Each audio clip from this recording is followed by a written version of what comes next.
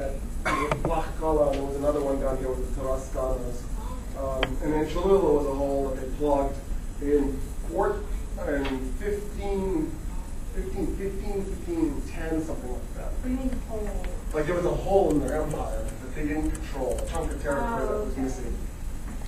It'd be like the United States lost Nebraska. What? I don't think it would care that much. Yeah, it didn't. Might be an improvement. I've only ever been to one town in Nebraska. It's White Clay, Nebraska.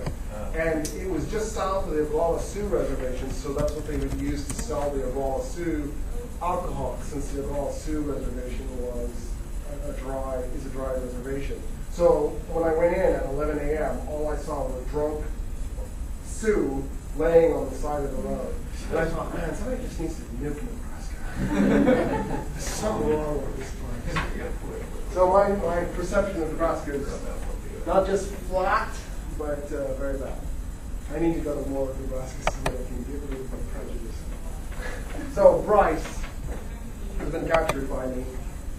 We're going to go back home.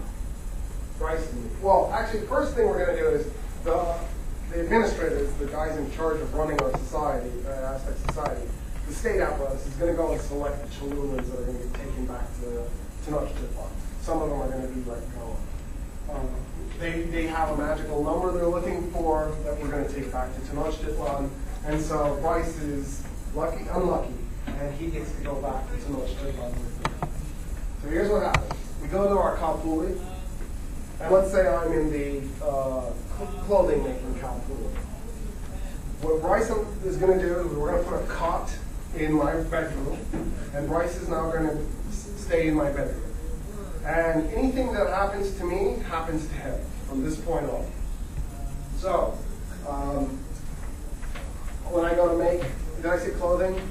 Okay, let's say we're making shirts. When I go to make shirts, I'm going to teach, if Bryce doesn't already know how, he probably doesn't because he probably has a different profession, I'm going to teach him how to make shirts. So when I go to work, he's going to go to work with me, and the two of us are going to make shirts together. When it's time to eat, the two of us are going to eat together. When it's time to go to bed, we're going to go to bed in the same bedroom together. When it's time to go whoring, he's going to go whoring with me. When I'm going out drinking with my friends, the Aztecs have 17 different alcoholic beverages. He's going to go drinking with my friends. If he didn't speak Nahuatl, he's going to learn it really fast because he's being made an Aztec. When it's time for a religious ceremony, he's going to go with me to the religious ceremony, and he's going to take part in any way I do. If I get honored for being a brave warrior for capturing Bryce, he gets honored. It's a little confusing, but he is me, and I am him. And we are treated the same. When my dad is being nice to me, he's nice to Bryce. What happens if you have like 10 people? Like how do you track them all? The reality is that having 3 would have been so amazing that I would have been turned into a knight. So the odds are I'm not going to have more than that. But anybody who captured 2 or 3 warriors, they would have had their second or third warrior released. Because when they were doing the magical number, they would have tried to make sure every soldier got to take back 1. Yeah, that's what I'm Yeah. Some of the Cholulans were released. So they're not really. It's like, oh, you're retired. He's not a slave. He's me. He's treated in every way, shape, and form just like me. And so my family treats him like he's me. My friends treat him like he's me. He is me. Oh, so what's the thought process behind this? They're just trying to make their population bigger? No. So there's a couple of things going on. One of the things is the Aztec Empire didn't just absorb Cholula by conquering it. It absorbed it by also absorbing some of its warriors. And he's now been made an Aztec, effectively. So not only did Cholula get absorbed into the Aztec Empire politically, it's been absorbed symbolically, and the Cholulans have been Aztecized. And there's a twist. The twist is this. After 1 year, Bryce and I are going to participate in one more ceremony together. He's learned all our dances. He knows all our songs. He knows about our God. He's drunk all the drinks that I've drunk, so we've probably been out whoring and drinking. So, every chance we get. It's now the 1 year anniversary of the Battle of Cholula. Bryce and I are going to wake up early in the morning. We're going to get drunk. We're going to get hammered. And then I'm going to give him mushrooms too. I got the mushrooms just for this occasion for him. Because he's going to need them. And what we're going to do is we're going to leave our Kalpuli dancing.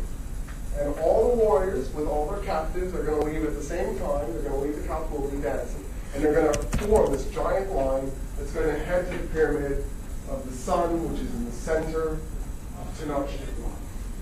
And we're dancing side by side towards the temple of the pyramid of the sun, the main temple. And when we get to the base of the pyramid of the sun, we're taking our turns. I'm going to give Bryce a big drunken hug, and he's going to go up, and I'm going to stay behind. And he's going to walk up to the top of the stairs, slipping the whole way. And when he gets to the top, there's a statue in the shape of a man reclining. His knees come up, and then he's bent at the, his back is curved, and his head is here. And Bryce is going to lay down on the statue. It's called a chakmal. And then a priest is going to grab one arm and pin it down. Another priest is going to grab the other arm and pin it down. There's going to be at least one priest for the feet, maybe two, depending on if he's a big guy or not. And they're going to pin his feet down. And then another priest is going to walk up, and he's going to drive an obsidian blade into his chest, pry open the ribs, pull out his beating heart, hold it up so he can see it, cut it off. The priests are then going to take a bite out of, each priest is going to take a bite out of the heart. They're going to then sever his head, which will kill him because he's not actually dead yet. And then they're going to take his body and they're going to throw it down the stairs. They're going to take the head, they're going to stick it on a spear, and they're going to plant it in the middle of the city with all the other heads. And then I'm waiting for his body as it gets tenderized coming down the stairs. I'm going to walk over, I'm going to pick up his corpse, I'm going to walk back to my Kalpuli, I'm going to walk into the kitchen, and I'm going to drop it. And then the women in the Kalpuli are going to prepare him, and he's going to be Oh my God, that's Truly insane. So you're captured, you made a friend, then here you're screwed. yeah, and I'm probably heartbroken. Because, dude, he and I are best freaking friends. Like, this is probably the worst day of my life. I probably like him more than I like a wife. So, like, we drink together, you know, we whore together, we work together. Like, he's my best freaking friend. So, I sit down to this stew meal, and I go, I cannot eat myself. Which was a moment of mercy. The Aztecs didn't think you eat the guy. Right? And I dismiss myself from the meal. And then my dad will stand up and he'll go, I cannot eat my son. And he will stand up and eat it. So everybody else in the Kalpuli gets yeah, basically.